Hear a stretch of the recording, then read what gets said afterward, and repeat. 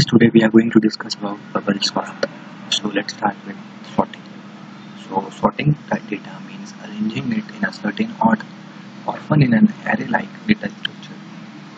We can use various ordering criteria, common ones being sorting numbers from least to greatest or vice versa, or sorting strings lexicographically. Now comes bubble sort. So bubble sort works by swapping adjacent elements if they are not in the desired order.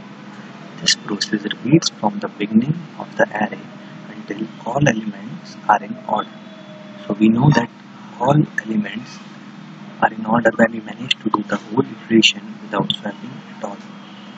Then all elements become paired or in the desired order with their adjacent elements and by extension the whole array. So here are the steps for sorting an array from least to greatest. So see, it is 4 2 1 5 3.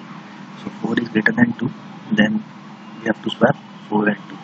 So it is 2 4 1 5 3. Now 4 is also greater than 1, so just swap 1 and 4. So 2 and 4 5 3. Then 4 and 5 are in the correct order. Then last two are 5 and 3.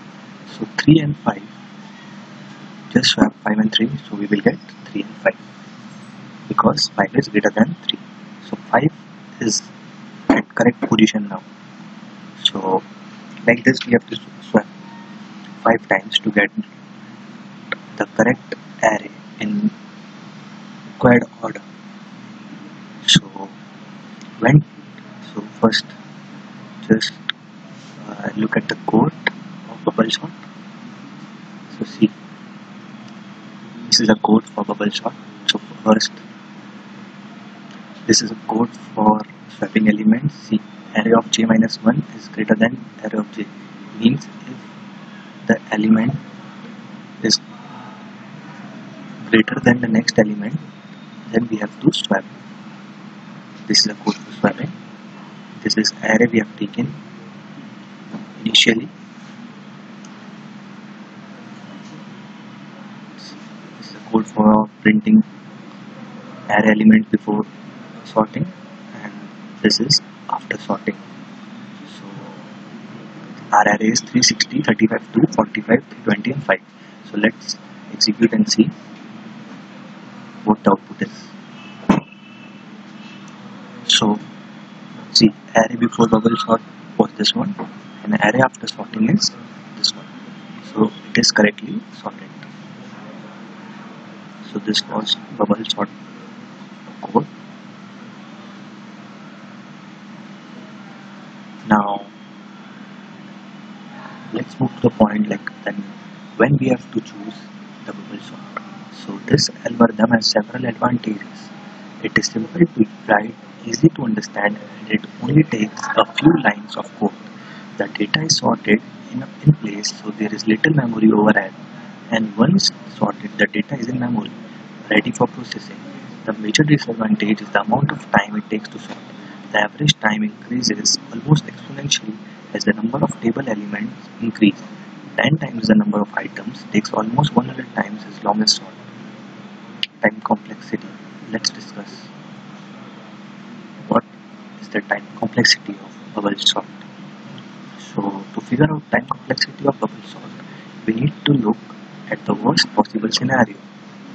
So what's the maximum number of times we need to pass through the whole array before we have sorted it? So consider the example 5, 4, 3, 2, 1.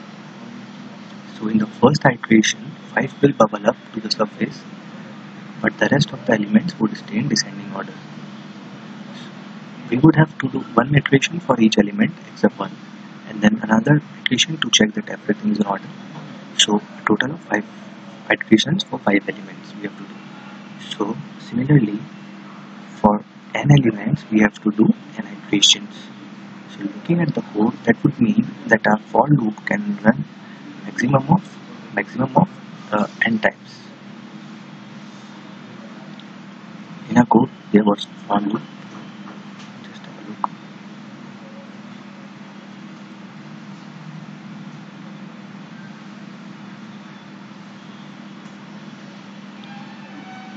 So each of those n times we are iterating to the whole array for loop in the code, meaning meaning that the worst case time complexity would be O n square.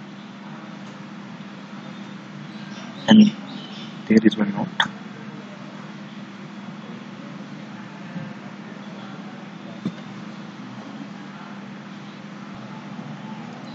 The time complexity would always be O of n square if it weren't for the sorted Boolean check, which terminates the algorithm if there aren't any squares within the inner loop, which means that the array is sorted. So that's all about bubble sort. Thank you guys for watching this video.